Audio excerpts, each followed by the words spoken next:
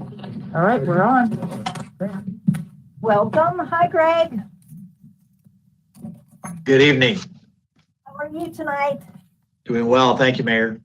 We just have a couple of things. Does anybody have any council reports?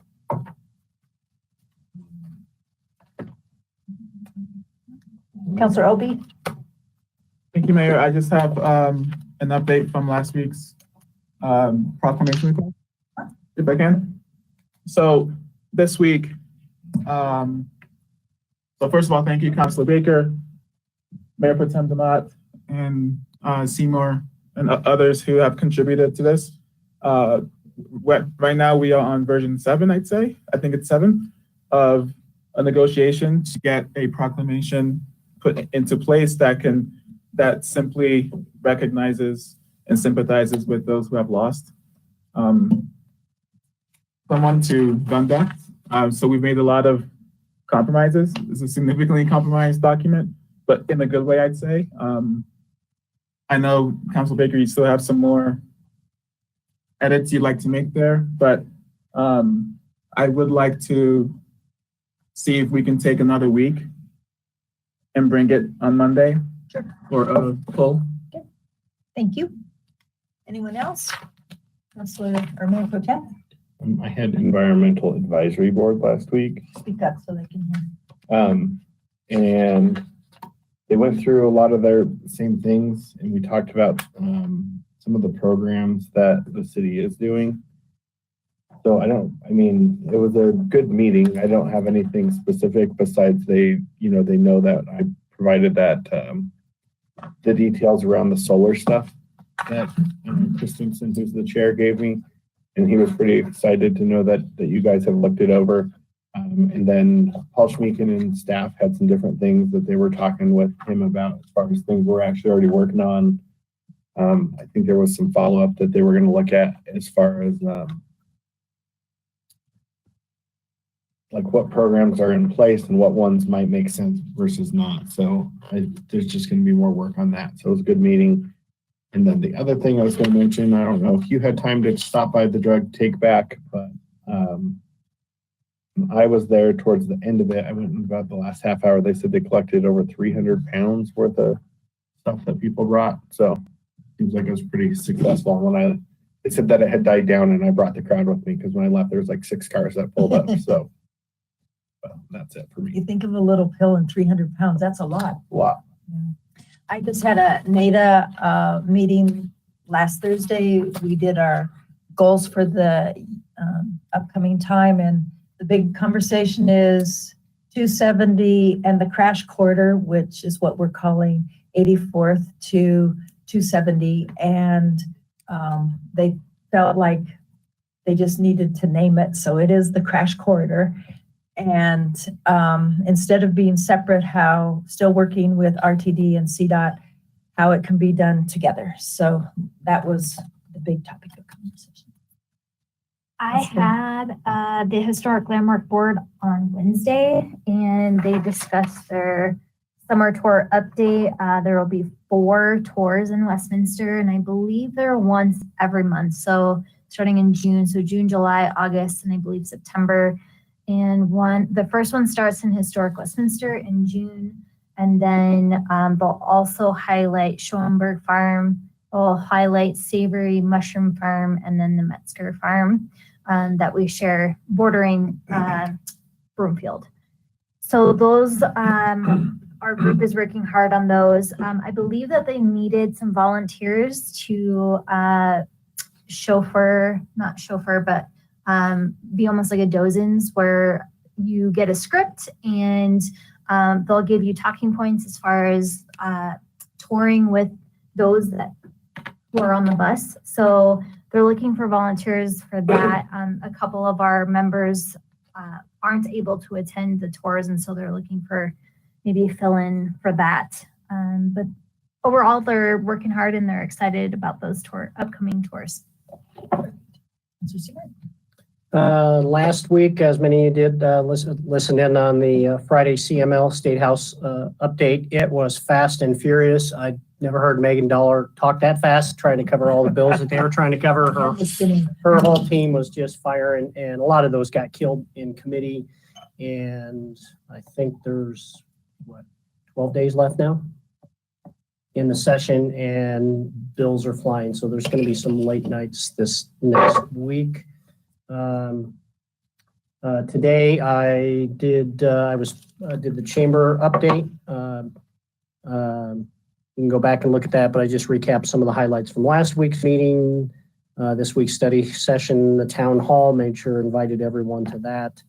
I have special permits this Wednesday, and then the upcoming events, just the high topics for the rest of the month. So those that were on that or listened to that can go too. So that was that. Oh, and then thank you to Ms. Fitch and the clerk's office, and then Westminster Legacy Foundation. There are community awards that are going to be on October 20th at the Westin Hotel. The nomination committee wanted to get a greater outreach and work with people who are very active in our citizens in our community that are on our boards and commissions. So that email went out today. So appreciate that. That gives the foundation greater depth of a pool for nominees for that October honor.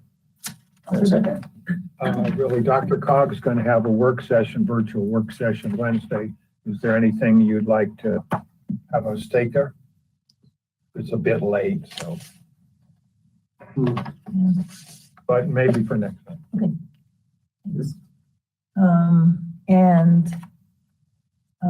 Deputy City Manager, anything?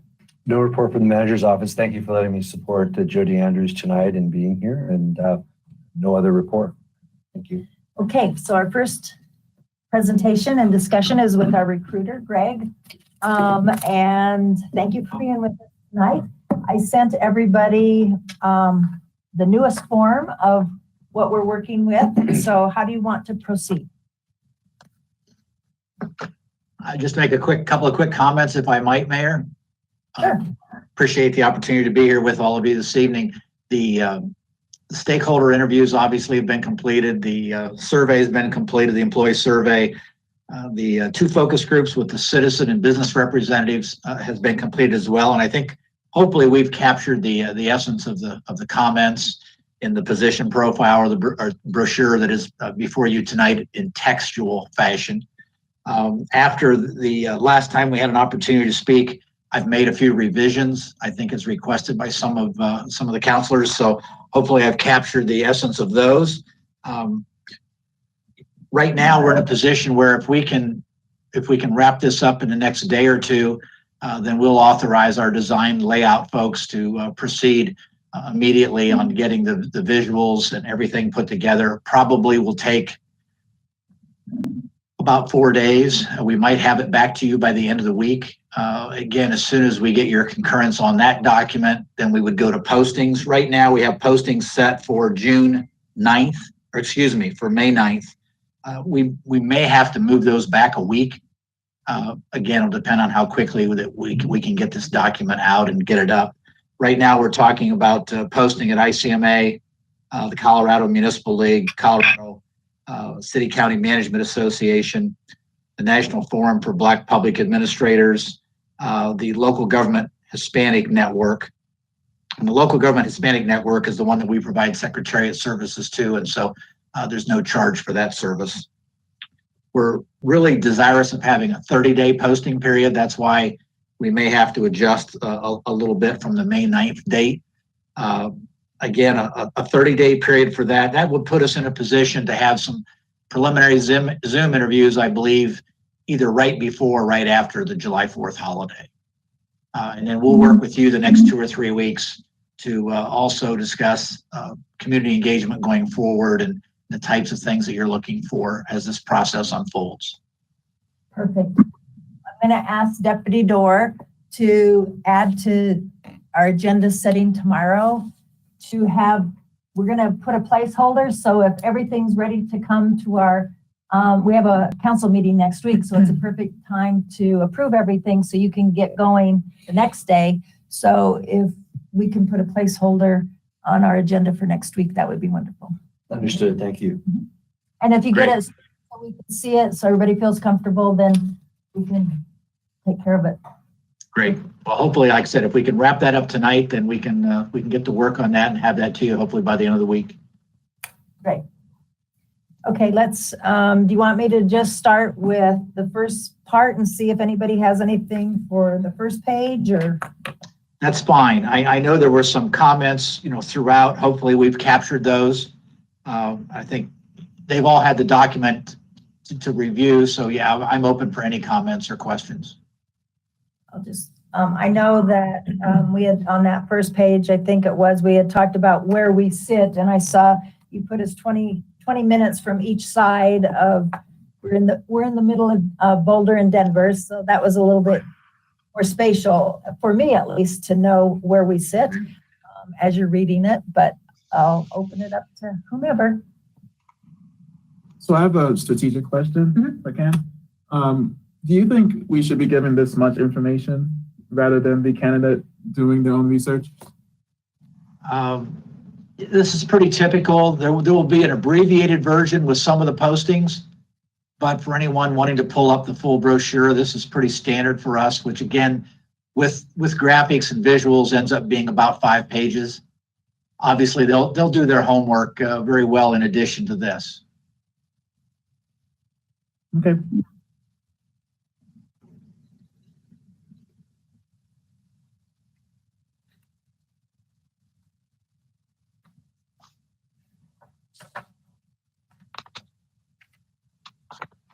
Everybody's looking at their different forms of technology, so we'll just, I'm okay with silence. Let them look. I've read it over and it's easy to read.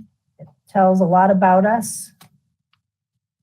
Some things, as I talked with him last week, some things have changed since March when we first talked to him. We have some other things down the road, so they're still in process, but they're in process not having to start. So you captured all of those well. We added the Front Range Community College. I'm not looking at it right now, but I think that's the name of it.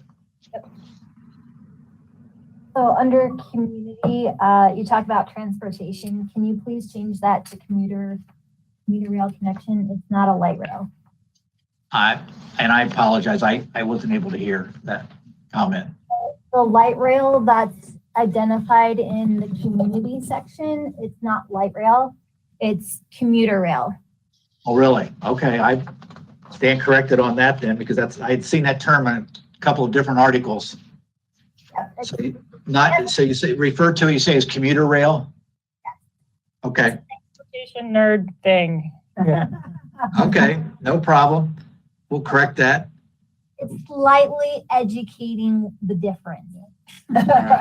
People will know the difference, right? Like if they've dealt with transit in their community. Okay. Commuter rail, okay.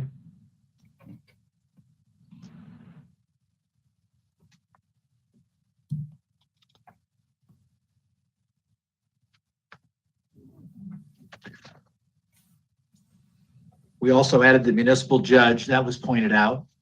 Right. Hours.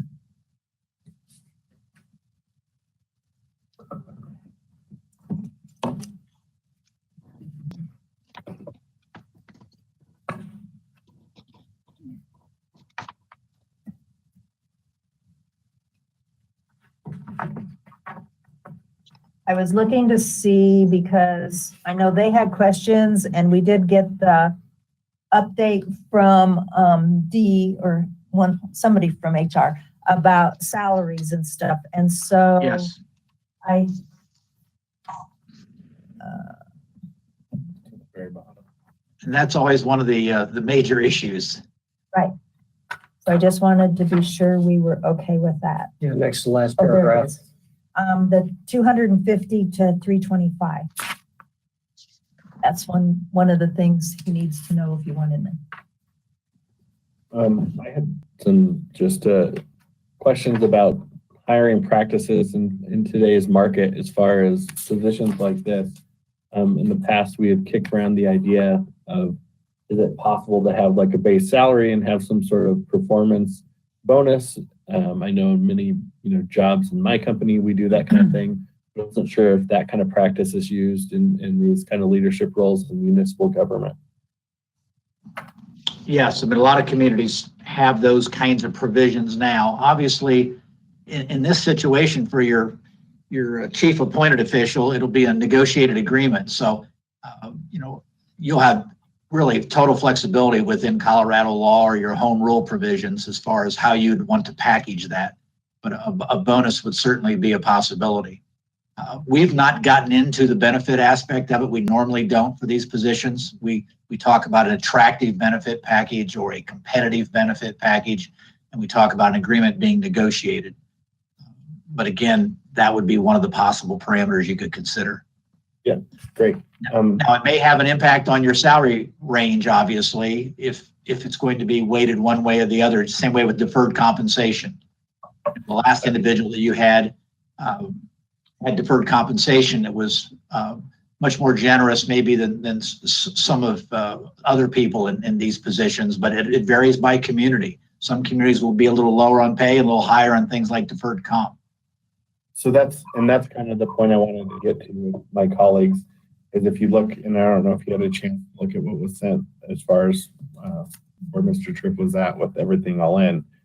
I just want to make sure that we at least think about those kind of tactics, and because I think the full compensation package is going to be much different than what the base salary is, and so we should have a low enough floor in the base salary to think about these tactics, but a high enough top range salary that you attract people. Because I know for myself, when I go in, I'm very much always trying to go for the base salary versus the other parts, and some people are different where they prefer the like performance bonus. So having a good range in my mind from top to bottom gives us the ability to be more flexible with the full compensation package.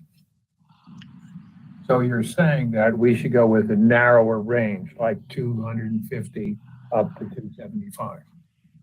And then those other things could be the negotiated parts. No, I think actually that I'm curious is that, like, I like the top range, because if you didn't give them all those other perks, I think that's a good number.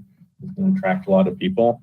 But do you want a lower starting point? Because you could negotiate it where you say, we're going to give you less of a base salary, but we're going to give you the ability to earn more in a total package, or some sort of performance bonus. So in other words, what you're saying is if somebody came in at 300,000, we wouldn't give them like the 12.5% pension match. Yeah, I think you would balance out what we give them. So I think having a wide range in the base salary gives us more ability to negotiate once we have a candidate we like. When I talked to Greg, because we knew this was a question and we didn't know the answer to it when we asked for, we didn't know what our deputies and stuff made. This is only 20,000 difference than our deputies make for starting. So that's the reason we went with 250 instead of 240, because that would have only been 10,000. It was nice to see the salary comparison too for, Arvada and Aurora too have bonus structures built into those too. It must be some kind of percentage, because it was an odd number, $25,657 and I'm sure 92 cents, but rounded up. It's unfortunate though too that as comparison to for full service cities like Fort Collins, since it's vacant, it doesn't have the last person's salary on there too. But I think it was 278, sir. For Fort I think the Collins. last salary was 278. Yes, that was last year. Okay, thank you. So that does give us some options then too. So do I have thumbs up for 250 to 325?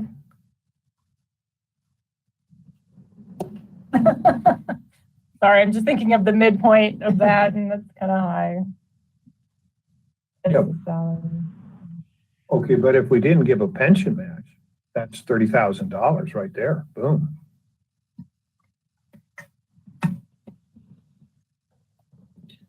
I mean, if I'm looking at, and this is from 21, so the market has substantially changed.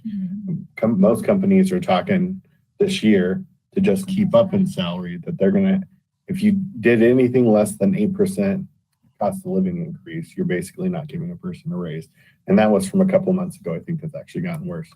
So with that being said, I mean, you look at 21, the lowest base salary on the comparative cities we have is Thornton at 242.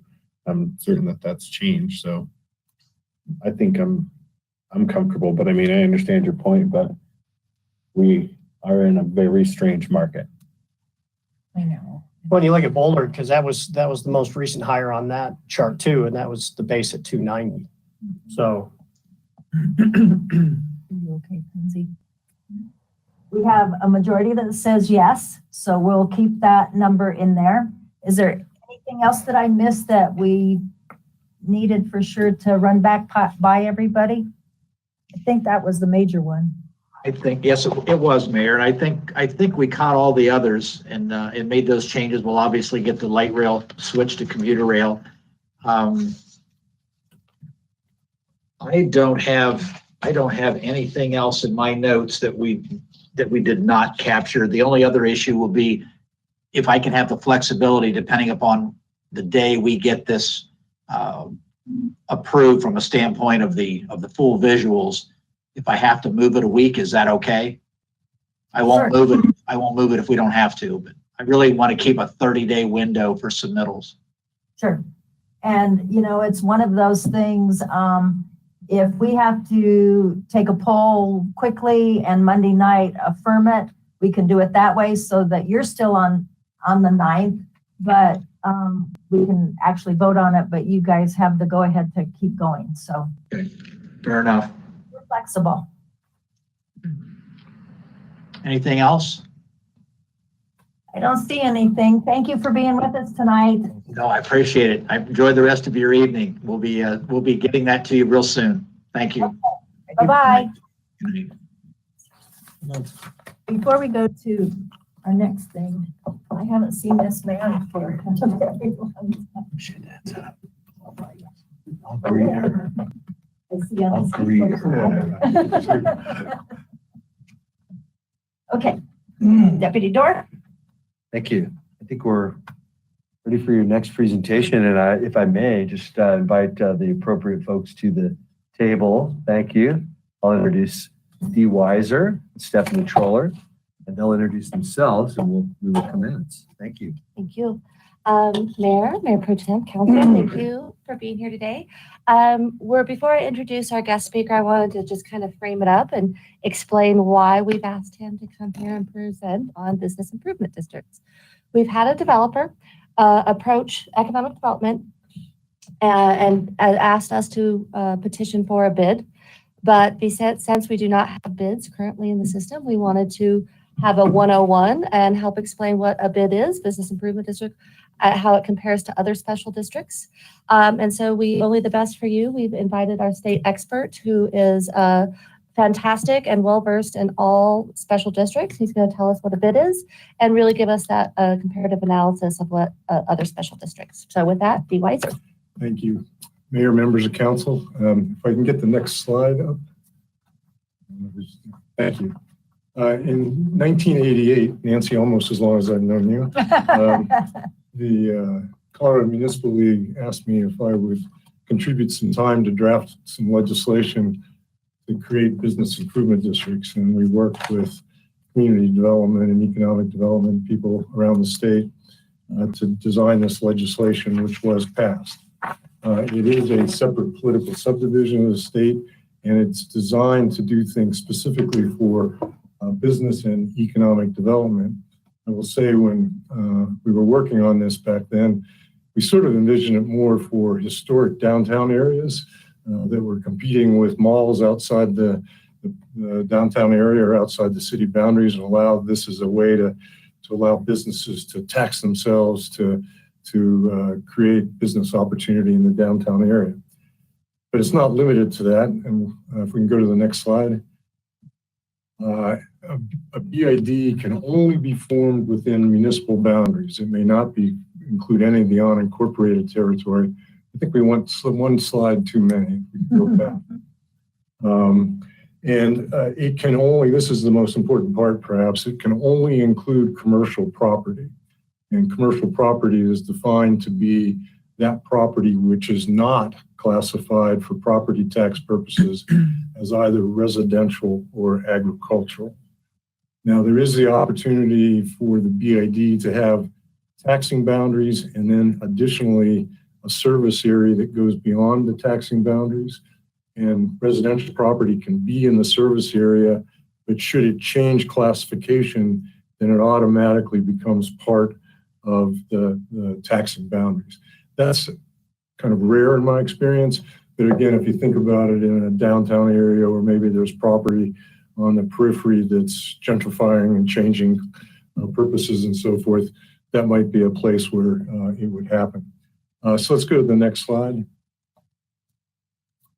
So the process begins with a petition that's filed by people who own real or personal property in the service area that has a valuation for assessment of 50% of the total and who own at least 50% of the acreage in the proposed district. Go to the next slide, please. The BID is formed by ordinance adopted by the council after notice and hearing. So there's no election required for the creation of the BID itself. It's totally within your purview as policymakers. Next slide, please. There are 4 different governance options with respect to a business improvement district. One is that the council can act ex officio as the board of directors of the district. 2 is that there can be an appointed board, that the council appoints members who are electors of the district to serve as the board. 3 is that where the BID overlaps with the boundaries of an urban renewal authority or a downtown development authority or a general improvement district, those boards could serve, again, ex officio as the board of the BID. And lastly is the opportunity for there to be an elected board, an election just like special districts have for electors of the district to serve. In my experience, in the developer circumstance, that's certainly the preferred approach by the developer community. In some of those more historic downtown areas, there have been different governance structures, but most likely it would be an elected board if it's a development proposal, excuse me. One important point here is that the council has the ability to remove board members for cause after notice and hearing. So if there is an elected board or an appointed board, you still have some control over who those board members are if they don't do their job, frankly. Let's go to the next slide. So the statute defines who an elector of the district is. First, they have to be, in general, a natural person who's a citizen of the United States and a resident of the state of Colorado who's 18 years of age or older. Then they have to meet one of these other conditions. One is that they make their primary dwelling place in the district. Now recall that I told you can't include residential property or property that is classified for property tax purposes as residential. So this is probably a narrow situation. You know, you could imagine somebody who owns a retail shop who lives above the shop and it's classified as commercial. That's probably the rare circumstance where this classification comes into play. Secondly, it'd be a person who owns taxable real or personal property within the boundaries of the district. Thirdly is the holder of a leasehold interest in any taxable real or personal property in the district. An additional wrinkle here that's different than a lot of other districts is that if a company, a partnership, an LLC, some non-natural person happens to own the property, they can appoint a natural person to vote on their behalf. So that's different than a lot of districts we see. Next slide, please. The BID can issue bonds, it can levy taxes, impose fees, or levy special assessments. They have to have, the BID has to have an operating plan or budget. That has to be approved by the city council, and that is an annual process. So, yes, sir, council. Sorry, quick question. That says no BID. I'm guessing, is that a typo? I don't, The first bullet says no BID may issue bonds. no, it should not, it It should should say, be. it should. okay. Yes, thank you. Would you like to go to work for a law firm? Except that it says you have to have an operating plan. Unless. Unless it's been- Yeah, you have to read the kind of the whole clause together, but you're right, the BIDs can unless issue it has- bonds, levy okay. taxes, but then they have to have an operating plan and budget approved. And again, that's an annual process. Whereas your experience probably with metro districts, it's a service plan, which is kind of one and done. The operating plan and budget has to set forth whether there were bonds issued and what the sources of revenues will be. Next slide, please. The revenue raising powers are really three: property taxes, rates, tolls, and charges for any services that are provided, and finally, special assessments. Next slide, please. BIDs can finance a variety of public improvements. I won't read all of this. I think they want back one more. One, two. Yeah, that's right. They're there. I won't read all those to you, but basically most public improvements can be financed by the BID. Next slide, please. This is where it gets a little more unique, that in the area of business and economic development, the BID can do these things in terms of development activities, promoting or marketing, public events, business recruitment, security for businesses, and providing design assistance. That's really relatively unique to BIDs. Next slide, please. So I was asked to distinguish a BID from a metropolitan district, and I see on the agenda you're going to talk about metro districts here a little bit, but important distinctions are only commercial property can be taxed by a BID, no residential property, other than that narrow example of the shopkeeper living above his store. The council has control to remove board members who are not doing their job after notice and hearing. The budget and operating plan has to be approved annually. And the other distinction is that BIDs can provide business and economic development services. Next slide, please. I was also asked to talk about differences from a general improvement district. I'm sure you all know from approving budgets that you have, I don't know, 9 or 10 general improvement districts in the city.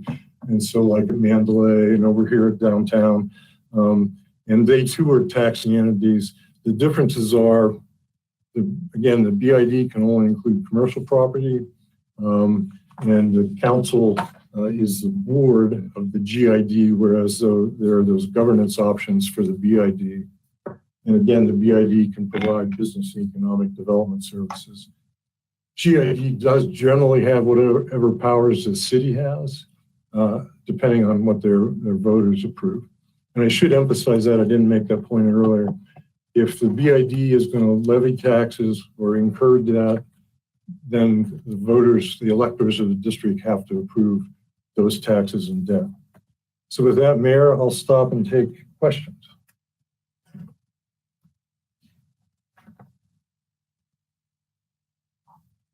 You wowed him.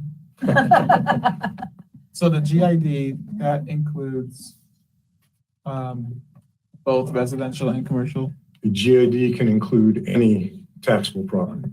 So residential, commercial, agricultural, whatever the classification is. Same as a metro district. And besides the scope, why would a business, for example, want a GID versus a BID? I'm not sure that a business necessarily would want a GID. Really, in the city's experience, the city has wanted to use GIDs in certain redevelopment projects to increase, to require taxes to be levied that increase the revenues available to pay off debt. So that's, again, Mandalay is an example of that, where you have urban renewal bonds outstanding and it adds to the revenue stream. And you've in those cases, negotiated with the developers in those development agreements to say, yes, we will do the tax increment financing through WEDA, but you're going to consent to this general improvement district being formed to add to the revenue sources. I think most developers who are looking at tools, if they're going to pick one, The GID would be on the bottom of their list because the city council is the governing body by law, and they are afraid of changes in political climate. They would probably prefer either the Metro District or the Business Improvement District with an elected board. And again, I think in the development circumstance, the BID sometimes is preferred because of those economic development, business recruitment kinds of powers. Counselor Baker? Yes, GIDs and BIDs can only be formed by tax-paying entities, correct? Well, yeah. Property tax-paying entities. Property owners have to petition. Right, and therefore cities cannot make them. No, not, And no tax-exempt property, like a church, cannot participate in them. that's right. Only property tax-paying, privately held people can. That can file the petition, and the city is involved in the next step in the formation process. That's right. Thank you. Counselor Emmons? Okay, so in one of your slides, you had mentioned that a bid is formed by ordinance adopted by council after notice of hearing. Can it be dismantled or dissolved by council in the same? There is a dissolution process in the statute where the council's in control of that process, but there would have to be no debt outstanding in order to dissolve that, unless you live in Florida, where apparently they can cancel districts for the Disneys. So that was my next question, is if it were dismantled or dissolved, or let's say they even go bankrupt, right? Is that even a possibility that a district could go bankrupt? Then who assumes the debt? It's probably unlikely under Colorado law that a district like a business improvement district could file bankruptcy. Not to get too far down the weeds, but federal law says to file a bankruptcy petition, there has to be express state law authorization for that. And in Colorado, the only entities, well, virtually the only entities who are authorized to file bankruptcy petitions are metropolitan districts. Okay. So essentially, there really is a low rate of dissolving such a district if it were to be implemented. I can't say that I've seen a business improvement district dissolved, but I've seen some other districts dissolved. And again, you have to think about, there has to be no debt outstanding for that to happen. And debt these days is commonly issued with a 30-year term. So it probably, given the relative newness, at least in my world, relative newness of this statute, there probably just hasn't been a BID to be dissolved. In a lot of cases, they want the BID to continue, including the city wants the BID continue, even if there's no debt, in order to, levy taxes or collect fees for those special kinds of business development or recruitment processes. And then my final question is, and I'm sorry you mentioned this, but I was taking notes, but I heard it in the background. So can you please provide an example, maybe in the city or in our metro region where this has been accomplished? Yes. Early on in Denver, there were BIDs created for example, Colfax on the Hill. There's a BID in Cherry Creek North. And that's sort of what I was saying. What those of us who were involved at the beginning had in mind was these kind of traditional areas that were being economically impacted by retail moving outside of the city proper or outside of the downtown area. But since then, there have been more sort of development activities with BIDs, and there's one in Castle Rock for a project down there that involves, among other things, a hotel development. Colorado Springs has approved a business improvement district for a project at the Air Force Academy to develop a visitor center. Those are some that come to mind. Okay, thank you. Mayor Pro Tem? So I apologize if I missed this. So if there's an election, who is the election through? Like, who are the people who get to vote in that election? So the electors are essentially Colorado citizens who are otherwise eligible to vote.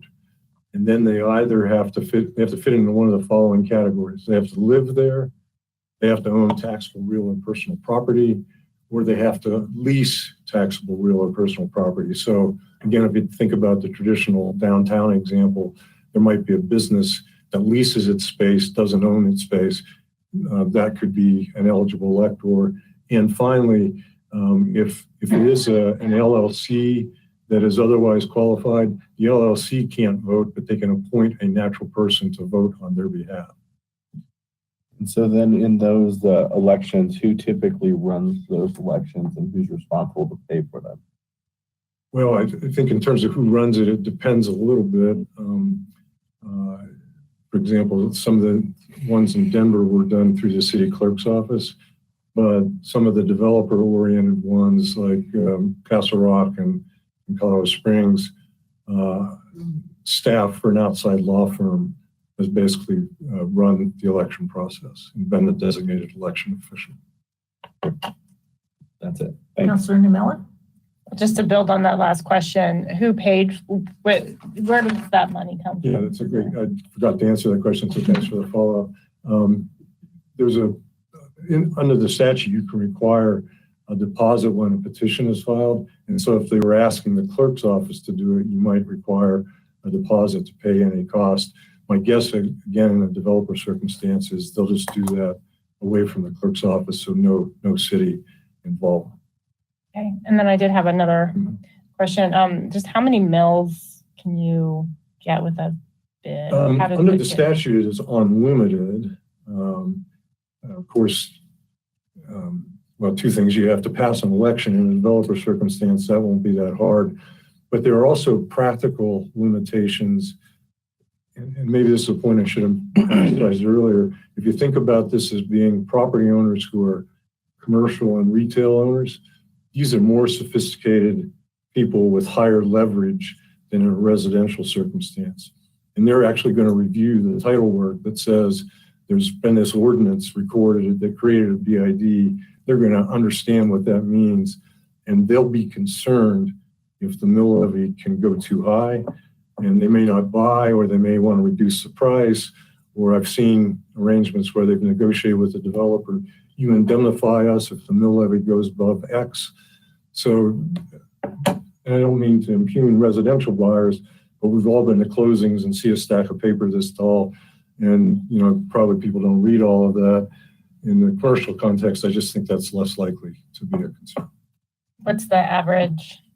Well, in Colorado, since the early 1990s, when there were some metro district bankruptcies, most district debt is sold with a 50 mil cap, subject to a potential Gallagher adjustment. Of course, Gallagher maybe is off the table.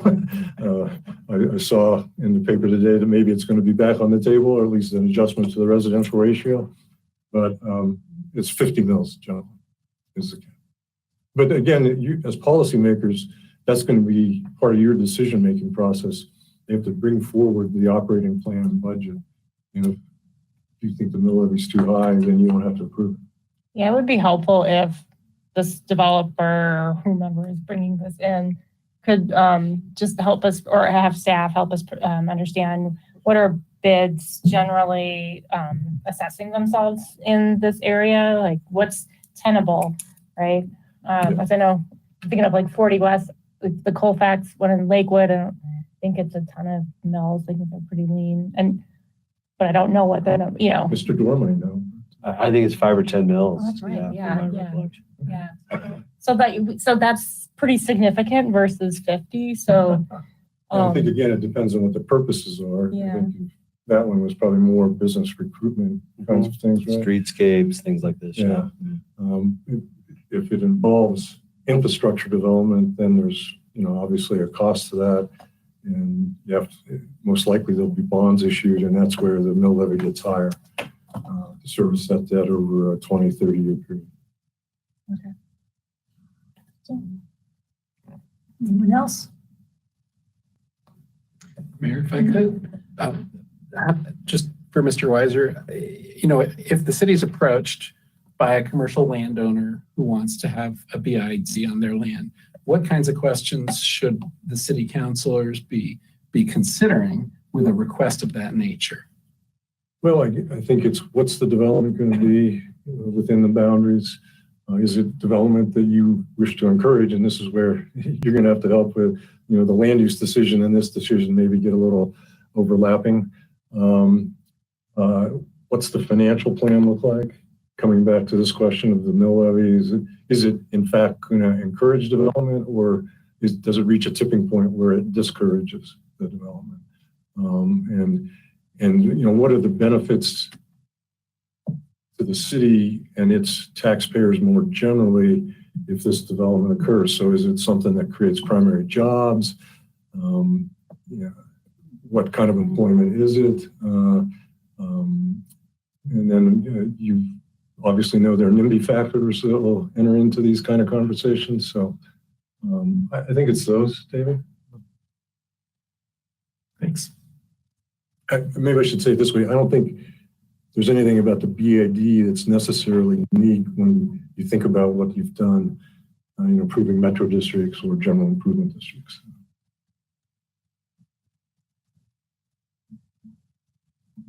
I don't see any other questions. Oh, go ahead. Sorry, and this is a topic that I'm not very well versed in, so I apologize if my questions seem very naive, which they are. You mentioned it was only commercial that could be involved in this district if it were a BID, and that's per the statute, correct? Yes. And I'm assuming that the statute could potentially change to then maybe include residential. How would that then affect the streamlined process as far as the structure of the BID, if that makes sense? Like, does that affect, if it now includes residential, how does that structure work? Maybe I'm hearing two questions there, but so if there was an existing BID, the statute changed to allow residential property could not be included in the BID without your consent to that inclusion process, and there's a petition process involved in changing the boundaries. If your question is statute has changed and now you're presented with a petition for a BID that includes residential, I think it's the same kind of process. Well, it might complicate the approval process in terms of how many residents we're talking about.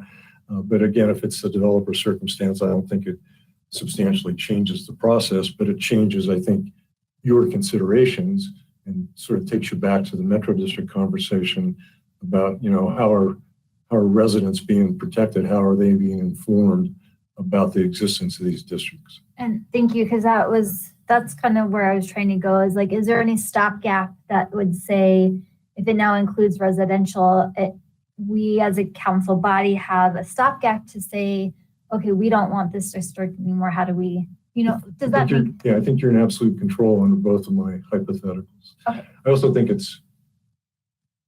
never say never, right? But I think it's probably unlikely that this legislation would change to include residential. Okay. Because there are other options that already exist. Okay, thank you. Councilor Baker? I think it also might be helpful to point out the difference between BIDs and GIDs. BID only has commercial property, and therefore on a 50% or more petition of the owners of the acreage, council can just pass an ordinance. Where a GID includes residential property, and there has to be a vote. Unless you have 100% consent, which again would be unlikely, but that's right.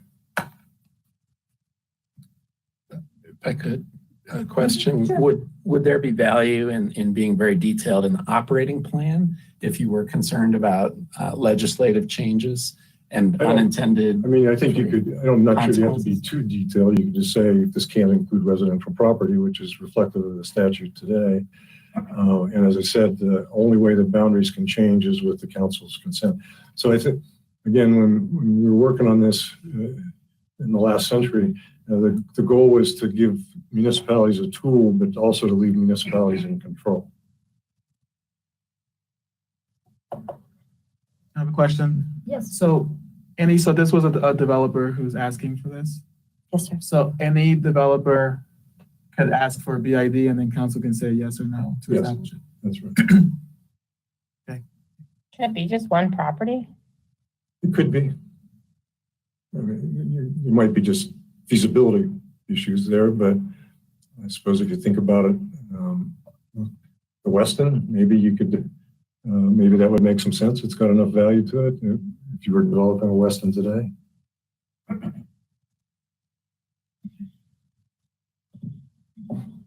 That you would contemplate it. I was just thinking the tax consequences. Well, and so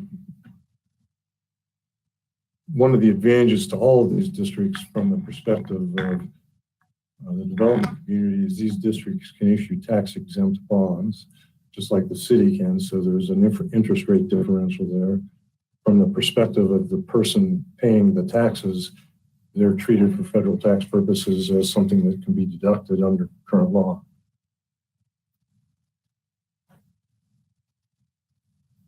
Did you have something?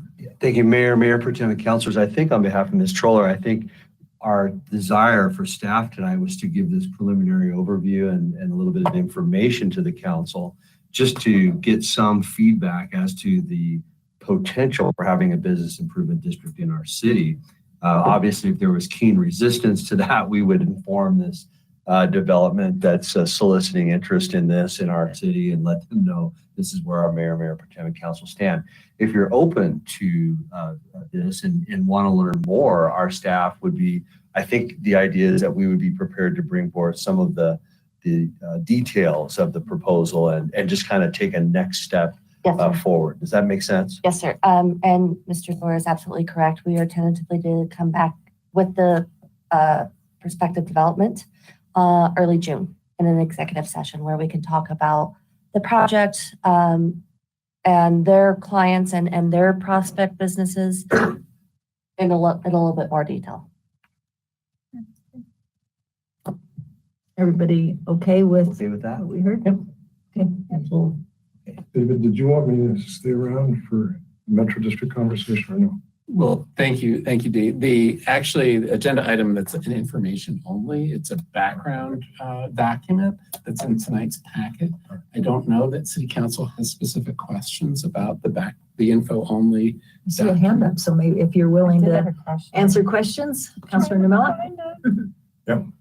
Okay, Mr. Dorr, you're gonna have to, because I don't have the number Yes. in front of me that I totally got it wrong in my question. My question was with the current bill that's going through the legislature right now, how might that impact, I can't remember the number. It's House Bill 1363. It passed the House on third reading today. Okay, The bill was substantially amended in the House committee to get it out on a 7-6 vote. And it's really now got about 3 sections to it, all of which have to do with a Metro District selling debt to the developer. Oddly, the way it's been done, one section prohibits it and another section permits it under certain circumstances. So there needs to be, if it's going to become the law, it should be cleaned up substantially, and it will go to the Senate, I think, most likely tomorrow or the next day, because they're running out of time. So.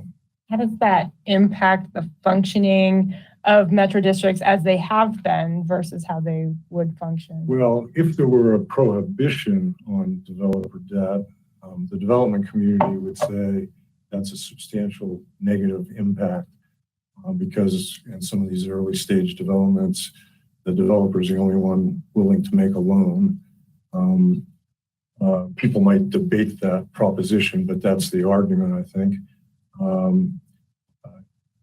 If it gets amended so that it can be, developer debt can be permitted, the provision that was added on in the House on second reading said developer debt's okay, but a municipal advisor, an expert at this stuff who owes a fiduciary duty, has to certify that the interest rate is a market rate.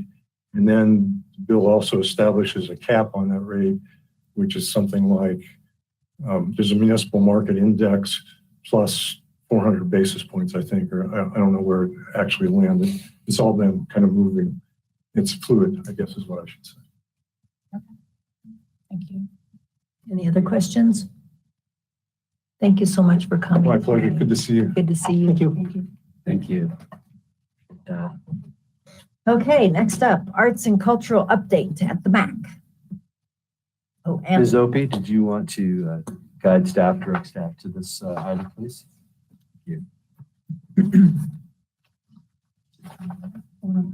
Great.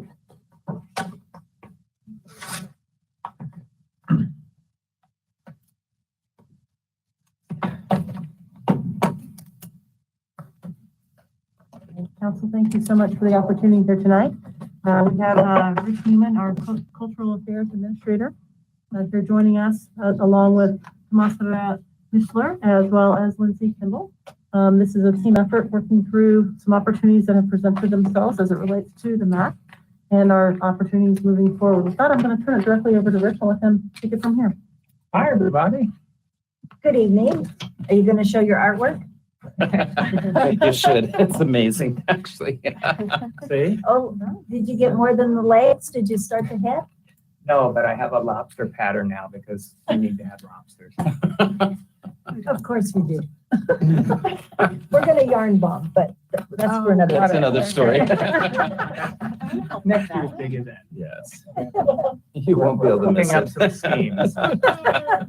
It's really good to be here tonight because we wanted to talk about an opportunity we have and receive guidance from council because we're really at a decision point. Specifically, we want to talk about repurposing a facility that's going to be vacated shortly. It's the Highland Hills Parks and Rec District Gymnastics Center, which is currently, if you look at the slide there, it's that top picture. It's the one that's adjacent, connected to the MAC, its own separate entrance, but attached to the MAC. And Highland Hills is moving that gymnastics program out to Carol Butts Park in 2023. So we will have that space vacant. And there's an opportunity. We're just curious to get some feedback on whether or not you'd support reusing this as a community theater, because it does give us a unique opportunity to do so at a fraction of the cost of building something new. And the reason we're even bringing this up is because this aligns very strongly with the work we did with the Arts and Culture Master Plan and the request for having a dedicated public auditorium / performance space in Westminster. So it also would support, frankly, our desire to grow our current Historic Westminster Arts District and Creative District in the area. So next slide, please.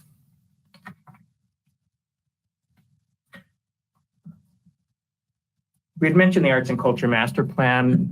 I'm hopeful that you've all had a chance to review that, but it was received by City Council in 2019, of course, right before the pandemic. And it kind of was dormant for a little bit, but we're making advancements in other areas. But this plan had input from 335 unique community voices, really key stakeholders from across the community, not just arts organizations, but also funding agencies, the cultural councils, SCFD, all had input into this, as well as several community sessions that were well attended. So over 335 unique voices, and that's all explained in the plan. But one of the key discoveries was, again, that lack of a performing arts venue and the absence of that public auditorium. One of the things we will be doing is updating this plan so that it is in complete alignment with the new council strategies. So that will be coming shortly. But if you advance to the next slide. Can I just stop and ask, have you seen the plan? No, I haven't. Obi, have you seen the plan? Yes.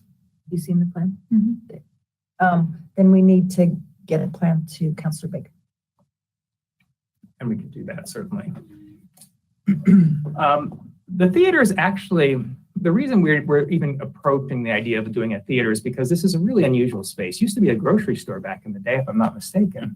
Safeway. Yeah, it was the original Safeway location. Yeah. But in its current configuration, it's a very open space that coincidentally has great bones for a community theater, a black box theater. And it's an awkward space to do anything else with because it would take significant investments to outfit it, for another purpose. But if you're looking at this, and it's really hard to read, so I'm apologizing. It's the best we have, but this is kind of an initial sketch to show how this space could be repurposed as a theater. If you're looking at the large image on the right, that's the ground floor. That blue space would be actually where you walk into the building, and that would serve as a lobby. The pink space, that fuchsia color right in the center, would be the seating area. It's a black box theater, which means it's basic in design, 4 walls painted black with a flat floor. That's by definition what a black box theater is. But it gives you great flexibility to have a seating that can be telescoping, so it can be changed and configured in multiple different ways, depending upon how you wish to configure any particular performance. That orange space would be the performance space. On both sides of the fuchsia color, you have two rehearsal rooms. And this is significant because one of the ways you can offset the cost of this is through revenue by having resident theater companies. So at any given time, even if somebody's on the main stage, you could have people rehearsing in the side rooms and preparing for their turn to take the stage. So we can keep it constantly occupied. And when it's not occupied, it can also be a community rental as a public gathering space. It also has in the light pale yellow an area for storage of sets, that sort of thing. The green, dark green area is your green room where dressing rooms would go. Would actually, right below that, you see the red arrows. We would propose connecting it through the MAC opening there, because then it would give you access to the commercial kitchen, which opens new avenues for programming. And then finally, that purple strip is a large open backstage area for loading things, important when you're bringing sets into a theater.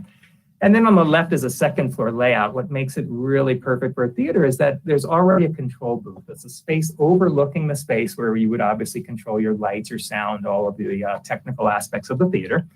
The green area would be offices. Again, this would be an opportunity to offset costs by having resident theater companies have and lease space for the year, which is income. And that pink area is not only accessible seating, but it overlooks the performance area. So it would be perfect for VIP seating. You could actually, have an additional upcharge if you wanted to be in the special VIP balcony, whatever. It's 15,500 square feet. That's what we're looking at. So if we can advance to the next slide. Can I just ask about the layout real quick? Yes. On the bottom, Could we go back one slide, please? sorry, Not at all. on the bottom right, blue, is that a community room off the lobby? Or, 'cause I was trying to read the plan a little bit, but I couldn't. That's where the, I'm trying to think if that's the elevator shaft or, Currently, that is like a dance studio.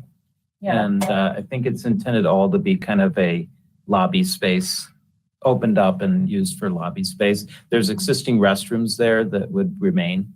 Okay, that's what it is. so that'd be Yeah. open. And again, the reason for having that large lobby space is to really rethink what a theater is, and it's another way to generate income through drink service or whatever we choose to use it for. But so that's more of an experience when you're coming to the theater, Okay. pre-show, after show. Yeah. Yes, Counselor. Okay, I didn't understand the layout because I thought that the dark green space where the entrance is was the entrance that's in this thing now. No, that is just empty space currently. It's an open space that they use in the gymnastics program. It would be divvied off into dressing rooms and the green space, a green room, which is basically where the performers wait before it's their turn to take the stage. So the entire blue area, and in that bottom left corner of that blue area is actually the entranceway to the facility currently. That's how you enter the space. Then that makes a lot more sense to me. Yes. It's such a strange cavernous space right now, perfect for gymnastics. But when you think about it as a venue for theater, it has so much potential. It's this great venue just waiting for this kind of a use in it. Really hard to think of what else you might put in there, but yeah. Then I have a further question. Yes. You said this used to be a Safeway. I assume on the ground floor, there's about 12,000, 11,000 square feet. That sounds about right. 3,000 is in the mezzanine. Sounds about right. Okay. Well, then what was our part of what was the MAC if this was the Safeway? So this was only one small portion, maybe a quarter. Oh, of so the whole building was the same. Yeah, exactly. And so this is one sort of slice of the building. Then all of the rest of the building, I guess that would be to the south, is the MAC, the existing Okay. MAC. And we'll well, talk then in that a- makes more sense because generally grocery stores of that era were, 40, 50,000 square feet. Yes, exactly. And then the Safeway moved to its new location, which is abandoned now. Okay, in the URA deal? In the urban renewal deal that we did down there, that's when the Safeway moved. Because they know what King Supers used to be. I don't think that Different part. Safeway is abandoned. That's a Vasa now. The one that was on 84th, that wasn't the URA. The Safeway, that whole development of at 72nd and Federal was part of the URA. Right. So yes, it did. That's where the Safeway. That's where it But I don't know if moved. the timing aligned that it moved from one location directly into the other. I think Safeway had vacated the area for a while And then they came. and back. then came back in when that was. Well, that was when the King Supers left. Supers before my time. Gotcha. And we'll talk about in subsequent slides about the IGA or a little bit about it with Highland Hills because they will help explain the finances behind it. But if we could flip to the next slide. We floated this idea out there just to take a temperature reading. But again, we were waiting entirely until we had the time to sit with council before we encumbered any funds with this. But we have had some preliminary discussions. And, this is really a perfect partnership with Westminster Public Schools who have expressed an interest in actually making this part of their creative pipeline and actually providing funding for positions to help the students get hands-on. So like a technical director position would be student run to give them that vocational experience, which is fantastic. So in early discussions, they're very excited about this. We've also worked several years with several different theater groups, and I don't want to name any names yet because I don't want to get ahead of myself, but, we did talk about this model and would they be interested in, leasing this space, and it's so difficult to find this type of space out there. It's in demand. And so we've already had other people that were absolutely chomping at the bit if we were to move forward, that they would be interested in being resident partners, so actually leasing space on a long-term basis. We're very excited at the possibility of expanding MAC programs because this will not only enable us to have more intergenerational activities in exciting new areas that we haven't been able to tap into. That's fantastic.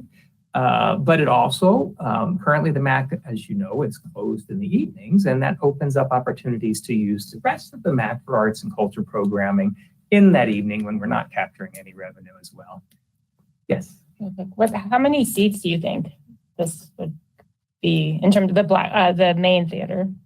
It would probably be around no more than 300. It's a smaller size theater, and it's really depending upon, we haven't put a hard number on it because it's just so early. And it really depends on how we want to configure that seating area, but we want it to be as flexible as possible so that it's not like a proscenium arch theater with, curtains, and it's a black box space.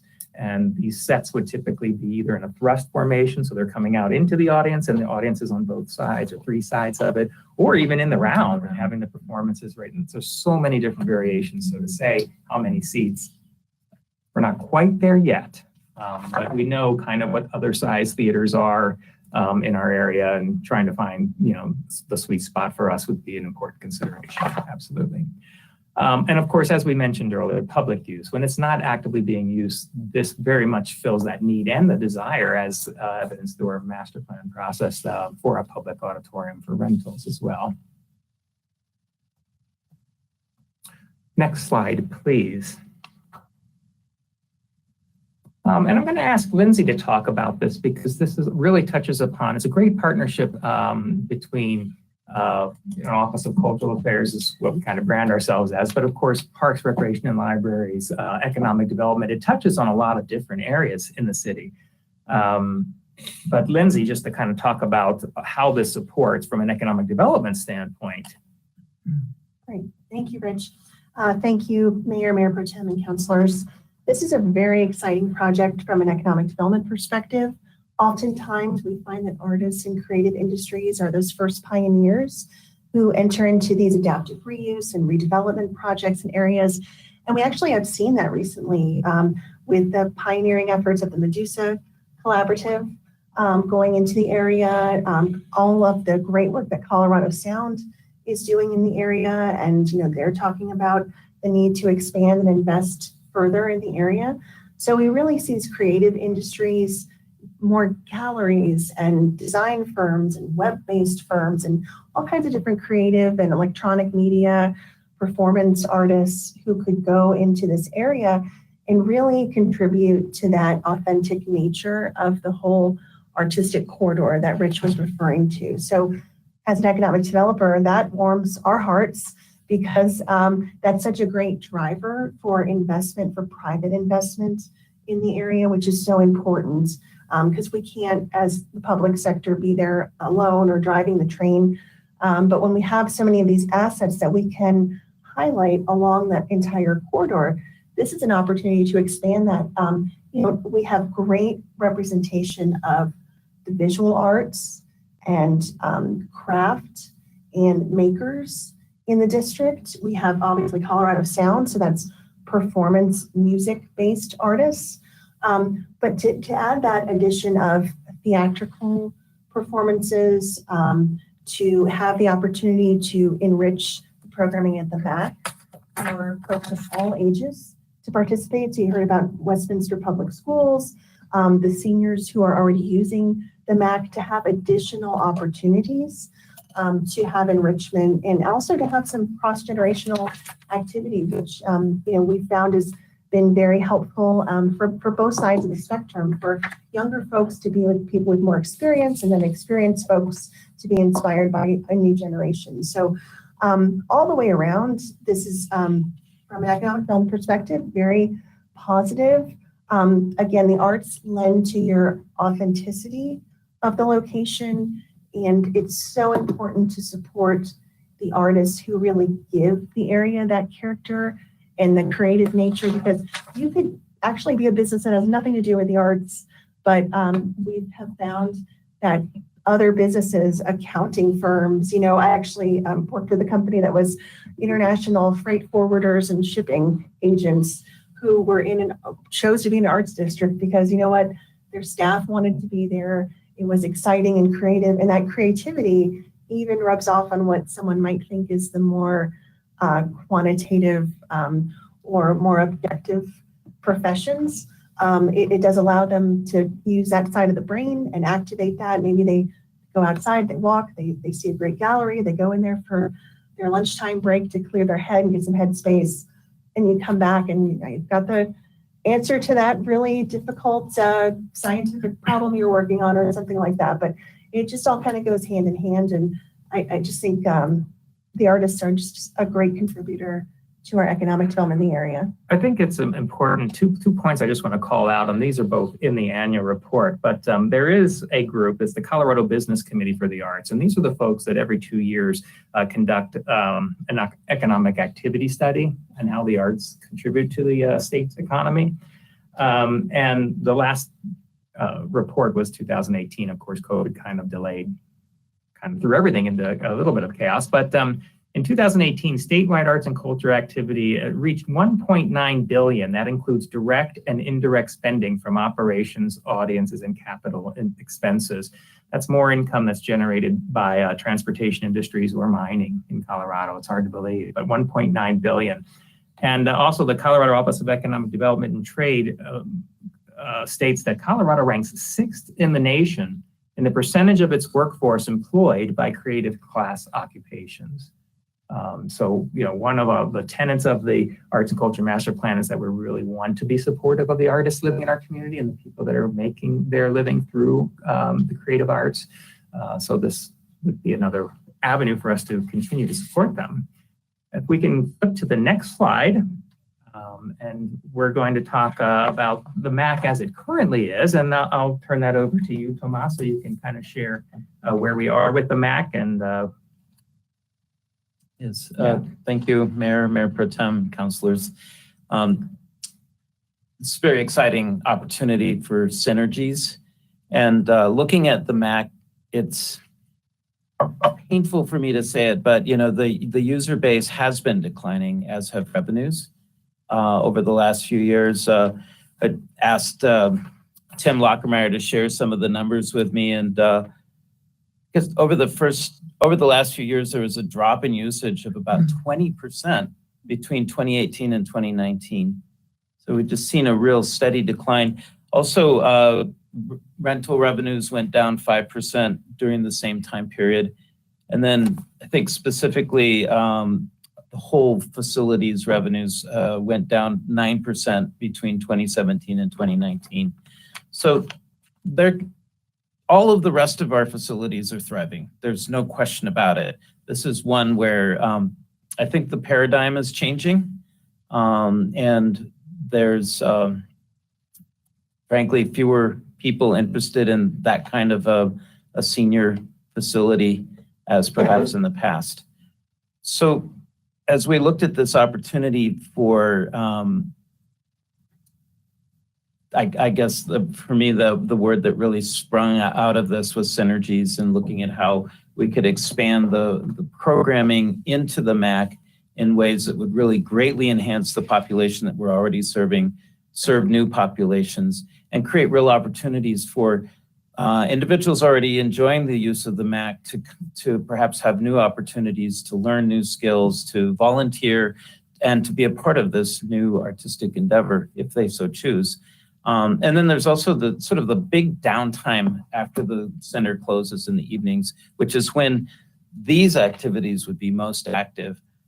So I think there's just such a great opportunity there for these two facilities to work together well. There's also just thinking about we're getting ready to negotiate a new IGA with Highland Hills, a master IGA. And part of what their financial support of the MAC is $300,000 a year. It's really substantial. We're hoping they'll continue to do that. If they should so choose to step away from that or to change it, lower it, that could also have a pretty significant impact on this facility's income. So adding a new income stream, I think, is a very important thing to be looking at, regardless of what happens. So, and just to emphasize that this is in no way replacing the MAC. The MAC's not going away. This is just creating new opportunities and vibrancy and revisioning.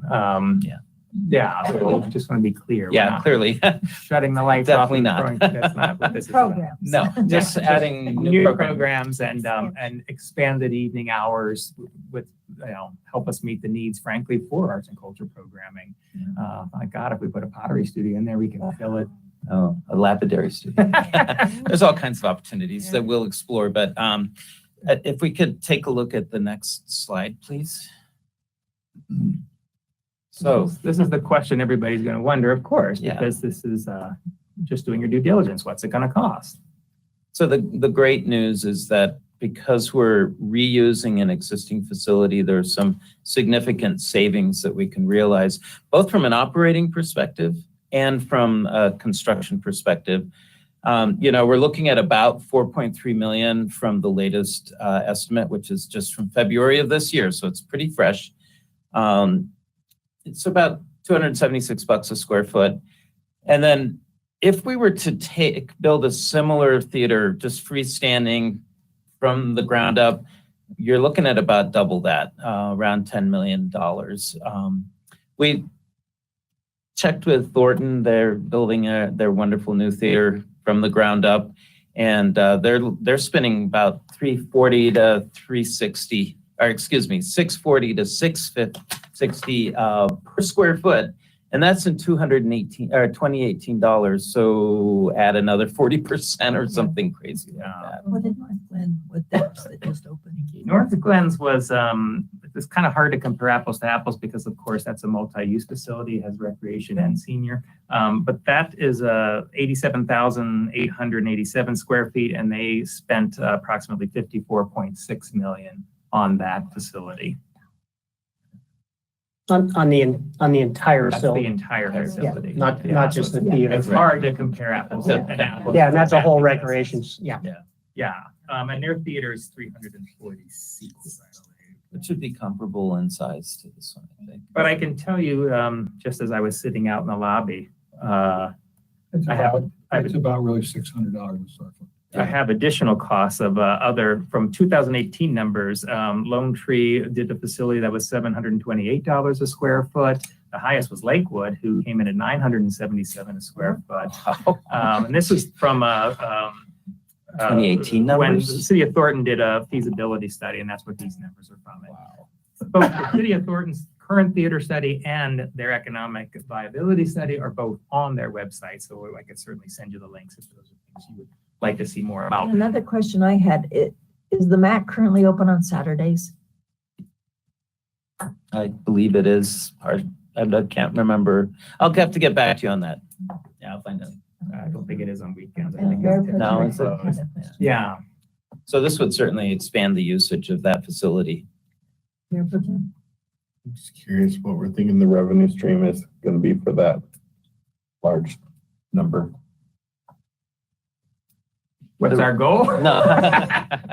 Because it's hard to say. I mean, ideally, we'd be bringing in, I mean, the goal would be to offset that $300,000. That's not I meant feasible. more like the, Um, where would we get the 4.3 million to do this project? Do we have $4.3 million burning a hole in our pocket? I'm looking at you, Larry. I was looking at you. We would want to gauge the interest of Mayor Pro Tem and council members and do some more work to, if there's some desire and interest in this, we would continue to pursue it. If not, then no. Of course, there would be operating costs as well relative to the revenue. I wouldn't expect surplus funds annual to repay. That's possible, but our staff would go through a further layer of due diligence if this isn't enticing the council. Well, so, and I mean, I'd be curious to see other big building projects laid out side by side so we could see a holistic view, because I know the core is still something that is needed. And so, last cost I remember was something like 10 million for that.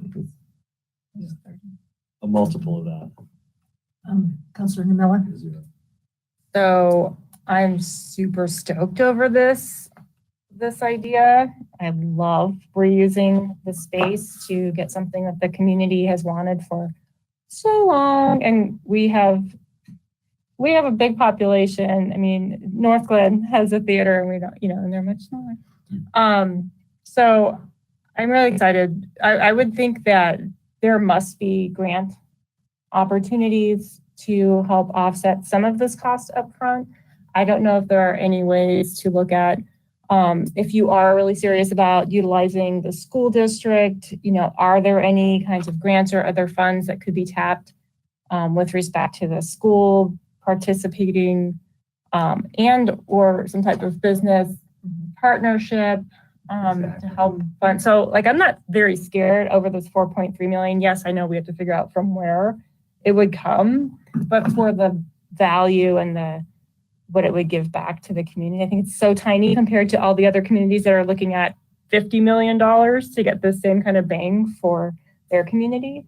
I would say, I'm excited about not only the cross-generational aspect of this, but the cross-cultural opportunity. It's in an area where we have more diversity, and I would imagine tapping into the school would. One of the groups we've actually spoken to does bilingual theatrical productions and Spanish level productions as well. Yeah. So we're making sure that we're very diverse in what we're bringing as our partners. Yeah, so I'm excited to see the whole pro forma, right? Like upfront costs, how we could, piece some stuff together.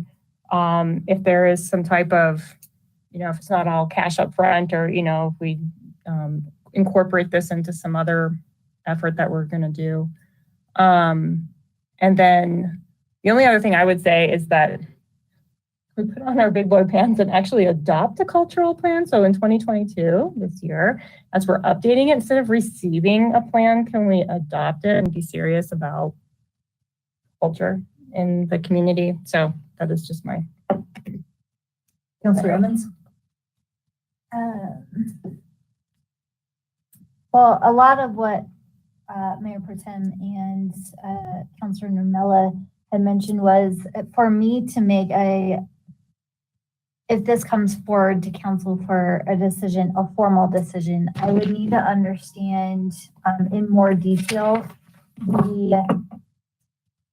I'm excited about it, not excited with the cost that it comes with, but I would want to understand the operational piece of it. I think Mr. Dorr had mentioned that as far as what the annual operating budget would be. So I would want kind of a perspective as far as what that might look like.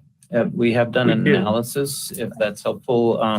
Because it's associated with an existing standing facility, the costs are incremental.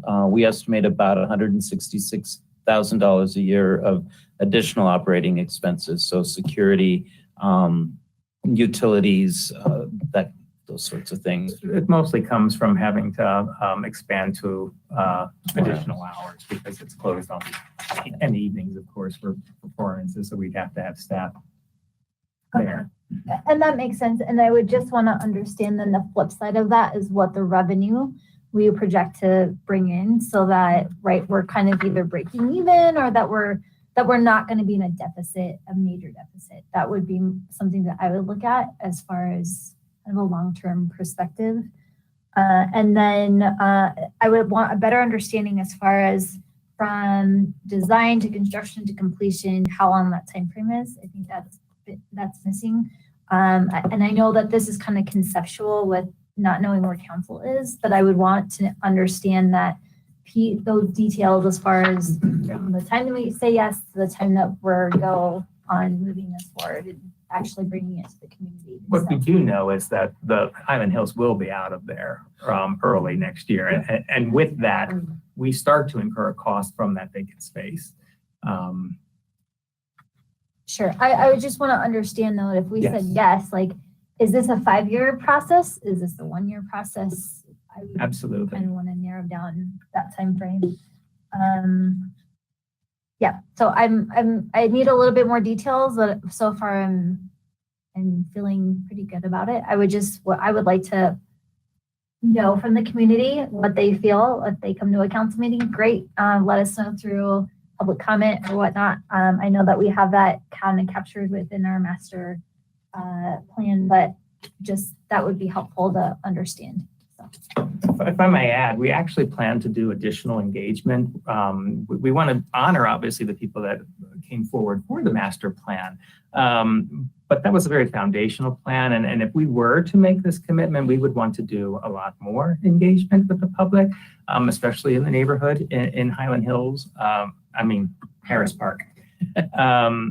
So we would be doing quite a bit of planned engagement around that and refining that master plan, really dialing it in terms of programming. We would be doing neighborhood charrettes there in Harris Park, as well as additional surveys. We currently have over 54,000 subscribers to our email system through our active Parks and Rec users. And this is something that, we could get some additional feedback from them, what they would support, et cetera. Yes. Okay, thank you. Before we go to the next couple of questions, I've been requested a break, so we'll take a 5-minute break.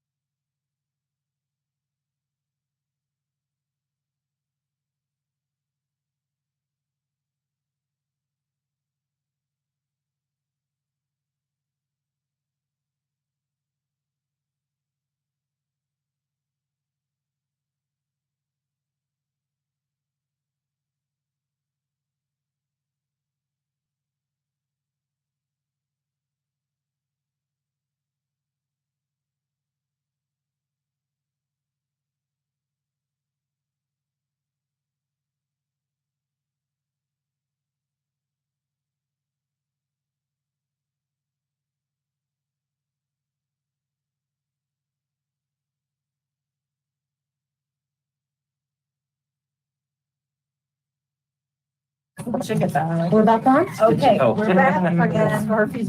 I just need everybody's attention for a second, so that the people behind the scenes know, have we answered all the questions on the information only things? And so after executive session, we're going home. Yes.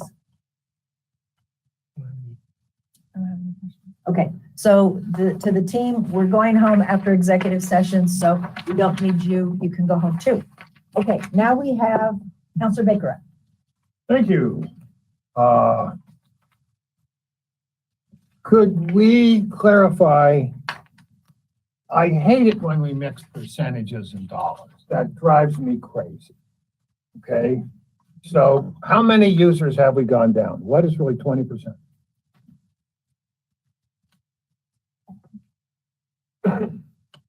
So I don't have the numbers for you, Counselor. What I have is just the percentage drop between 2018 and 2019 of 20%. So it makes it difficult to judge a $300,000 loss that Correct. the recreation district was putting in if we just have a percentage. So So I it can makes it really hard to make judgments if we don't have numbers. And as everyone knows, Bruce loves numbers. I bet you'll find the numbers and get them to you. I certainly will. I love numbers too.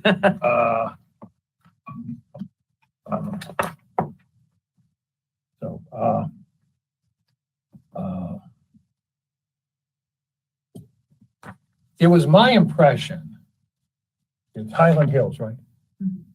Highlands Hills moved their gymnastics camp north because that's where the users were. Right? My understanding is that they're moving the program to Carol Butts Park because they need more space than what they currently have available at the MAC. They're even expanding Carol Butts. Well, yeah, I mean, we all saw that, but I thought it was a similar size building to this one. And it's a 10,000 square foot building that they're adding on to the current building there. I believe it's And more than, that's why we had to give them property and that's why we had to do the exchange. Right. Because we have to trade property. Stuff like that. And if we're going down users at the MAC, and I sort of assumed their users were going north, and this is at the very south edge of Westminster, I have a great concern for users of this facility. And without numbers, it makes it even more difficult. I mean, and then two, I think there are capital improvements that way outrank this. Way outrank this. To me, this is fluff. It's my understanding Arvada has a theater, a very nice one. They lose money on it every year. And I guess now North Glen will have a theater and Thornton will have a theater. So isn't that a lot of competition for us having a theater too? I don't see economically how this is a wise choice of the taxpayers' money. I don't see economically how this is focusing on our core functions when we have a courthouse in the old City Hall building with one of the best jail cell I've seen, except for maybe Central City. They have a better one. I think they're much higher priorities to this. We could certainly delay this for years, as long as we heated this empty space. We wouldn't really degrade it in any way. And if we just left it an empty space, it wouldn't cost us any staffing, except for the people at the MAC checking on it every day. So I think I am not at all in favor of it. Not at all. I think this is a terrible waste of our taxpayers' money. Counselor Seymour? Thank you, Madam Mayor. I do have some concerns and then some offsets that I'd like to see. Councilor Normella took my already written pro forma down here. So, and I'm sure Councilor Rosati will love that too. So, I have concerns as things I'd written down already is with Thornton's Theater, North Glen's Theater, Arvada Center is a unique thing because it's an interesting concept. Too big, too much, but it does draw a great number of people to the theater part of it, let alone the rest of it. But as I would like to see the numbers as they shake out. I mean, there's some interesting things here. The public value and public good is not always offset by cash flow, but we can offset those things too. Is that if we have groups that are still interested in this that are local, if we can consolidate our arts groups into one cohesive and congruent group, and we can get SEFD funding, that would make a difference in grant from that. So we can have that combination of all those things working from that favor on the front end. And instead of, CFD is going to be back end anyway, but there's a potential in that too. And then, as part of that, looking at, a permanent concession contract, because that's where you drive money in the lobby to offset and pay for the rest of things too. Having been in liquor sales for a long time, that pays. Where the money is. That's where the money is. That's where that comes in. And then, what can we get from including partners at Westminster Public Schools? The other side of this, what could we deal with from the business community? Because if we have technical space like that too, and we have groups that are in that situation where they're between, the Westin Marriott won't work, or they can't get space there because they're booked up for the next 2 years. And they need that kind of display capability and presentation capability. What would a setup like this do for them? And we can generate dollars off of that too. So I'm looking at the dollar generation front end and grants on that. And can we make this, get close to a break even-ish? So those are my thoughts. Thank you. Councilor Zadi? Thank you, Mayor. So just wanted to start with my excitement over this. The first time we heard this, I think a month ago or so, I think a lot of us were pretty excited. I'm still very excited. I think the community is very excited. I knocked maybe every single door in that whole neighborhood. And I know, and this was just recently, this is 5 months ago, when we got elected, they want a community theater. They want more arts. They want more culture. They want to be recognized. They want to be promoted. They want a space to talk to each other. It builds community. It builds that sense of neighborliness that we always talk about, that we put into our strategic plan. Arts and culture is never a waste of money. And I think if you talk to the people, just talk to them. Talk to any artist in the area, talk to anyone that actually lives there, and you tell them, hey, would you like a community theater here? They will say, well, we've been asking for that for years, or they'll say, well, of course we want one. We want something. They just want something, And a community theater, I think, is a great idea. To Councilor Seymour's point, public value is not always,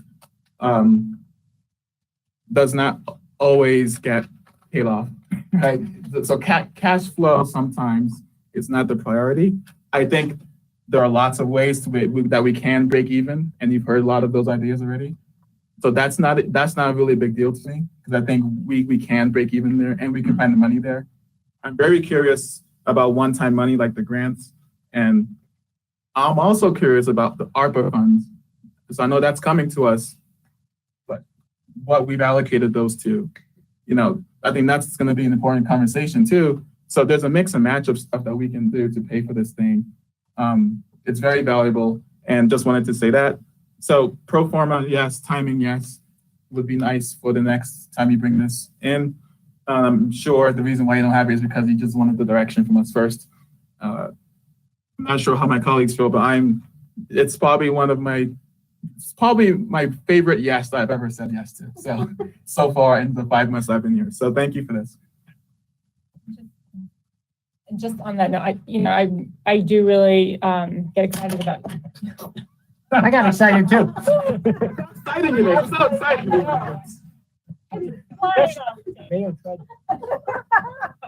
Be a wristband. No, I'm just really excited The second person with your too, opinion. regarding the school opportunity. I don't know how, how much of that weighs into the other, because Councilor Seymour did bring up great ideas about the corporate use and other uses bringing, generating income. But for Westminster School District, being able to leverage this type of programming, arts programming that could help to generate interest. That's another piece of this that I think not only benefits our community and our city, but also the school district as well. So I just wanted to point that out. I went down to the Gaslight Theater when it was there. I loved it. I hated when it had to be torn down, but it did bring the community theater down there, and it brought people down there that didn't know Historic Westminster even existed. If we're we have signs that say Art District, we need to have more than signs. And for almost 20 years, that area has been promised to become an art district, and we need to make it happen, or we need to quit promising things. This is probably the second go around of having all of these things written. And the problem is you have councils come in and don't want that, and so nothing moves forward. And so that's my hesitation is I am for this, but it has to get done in our lifetime because people are tired of waiting. Because the next council may go, what's that all about? And just stop everything. So the things that I care about, we have 3 organizations that have been down there that need to come together as one. So I'm sure that you're the one that's going to do that, but we had the swag. I can't find anybody that still says that's alive, but we had that one. We had HWAD, which was the business people of the art district. And we have the North Metro Arts, which was totally something different before. It did the concerts in the park, different things, and then came to where they are today. So things have morphed over time, but if you don't have the businesses like Mi Vida, where that man, Eric Trujillo, could put on his own, be on stage and just share. If you walk into his building and ask one question, you will be there an hour and a half because he's got history there. He has got stuff that every time you go in, there's something different there that only he does. And talk about internships. There may be somebody at one of the schools that wants to learn what he replicates of the 1800s. And that is a skill that's dying. And I think I told this group that there was a family in the fire. He had their old, I don't know how many generations down violin, and it was in his shop when the fire took their home, and they still have it. And he restored it and refurbished it. He alone could put on some seminars and people would come and listen. But we've got to get the groups down there cohesive. We've got to get people behind it. Whatever has happened in the past, I said this today to a phone call, get over it. We have to grab onto the vision and move forward. And if we can't, I said, life is short. I can't deal with all of these. We either get on board or we can't do it. And I don't care what's happened in the past. We can learn from it, but you can't hold the grudges. You can't hold whatever's there. You're all either sink or swim together. And that's the way it needs to be. So I think what you're asking tonight is, do you even move forward to the next step so that we can make an important decision? And so that's what I'll be asking as soon as Mayor Pro Tem speaks. So my question earlier about funding, I didn't actually give my opinion.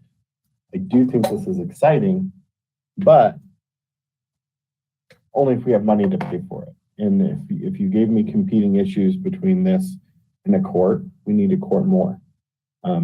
That's never the fun decision, but I mean, access to justice safely is certainly a cornerstone that we should be delivering to our residents, our city employees who have to work in the court system. So that being said, I'm interested in moving forward. I am interested in looking at diversified revenue streams that potentially work for things like this versus don't work for the court, so that we're not having to look at competing funds for this versus something like the courthouse. So I want to, when it comes back, I want to understand that. The other thing I want to understand is really, I mean, I understand the construction costs, and you're coming up with a concept, but is there a version B of this that might be less costly? If, say, you can come up with X amount of funds between partners or grants, whatever, and you could do a more scaled down version of this or a phased in version of this so we could prove out concept, I would be interested in seeing something like that.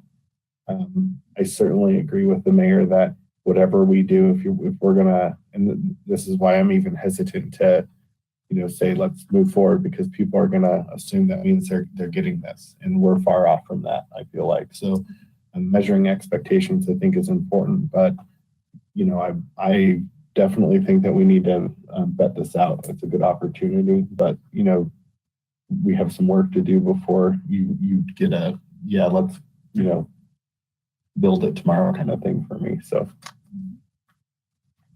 I'll just go around and you said no. Yes. I'm a yes, but to Mayor Pro Tem's point, if we could, because I can see this relates to our strategic plan. So I like to see how it relates then to the capital improvement projects as it relates to our strategic plan, right? How holistically it fits in that bigger picture. So I'm a yes, but with caveats. I have you as a yes with all the things you said. I have you as a yes. I have you as a yes. Can I just ask one question? Sure. Sorry, guys. Sure. The GID that's forming in the Westminster Station area, is there any possibility of encompassing this property to be able to benefit from? So the GID in the Westminster Station area is specific to parking. Oh, yeah. I don't think it's going to fund other projects. I think it's hoped to fund parking. I forgot it was just for parking. Okay. Is there pay for parking on this? I'm just kidding.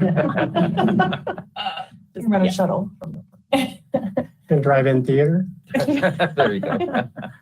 Well, I think you have pretty clear next steps, Bet. and we're given next steps, so that's good. And we look forward to seeing you back sometime. Yeah. We look forward to coming back with more of this information. So Thank you so very much. Thank you. Does anybody have anything else before we go to executive?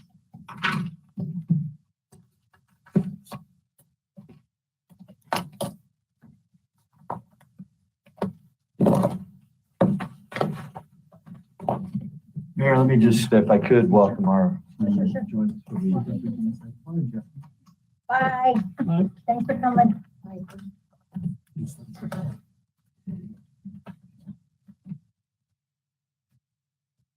So doesn't really Harris Park have more city, facilities there than almost any other place in the city?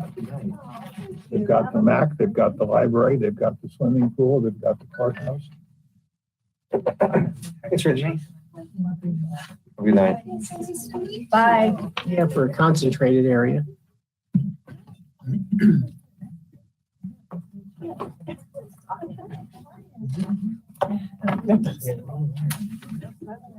I've been hearing that whole thing for years.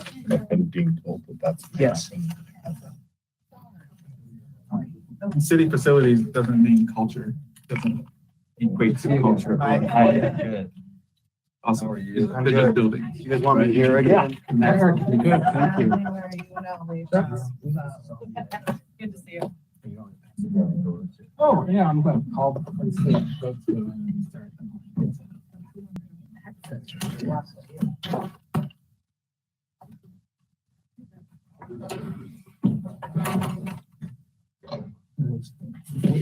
Okay, we have everyone there. Thank you.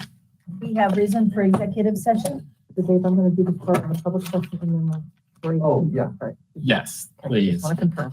Yes, Mayor, thank you. The proposed executive session for this evening is to consult with the city attorney for the purpose of giving direction for the negotiations and settlement authority for a scheduled mediation regarding the estate of Timmy Henley versus City of Westminster lawsuit pursuant to CRS 246402, 4B and E1, as well as Section 111.3, C3 and 7 of the Westminster Municipal Code. So I will go around and ask you to give your name and if you agree to go into executive session and keep what's said in the executive session confidential. Okay, and I'm Bruce Baker, and I say yes. Rich Seymour, yes? Lindsay Emmons, yes. Anthony McNally, yes. Dave Demott, yes. Sarah Normella, yes. Bobby Zaddy, yes. So thank you. And I think Ms. Opie is going to now change the recording so that we'll begin the recording of the executive session and end the live stream of the open portion of tonight's agenda. Let me confirm that they are turning us off. There you go.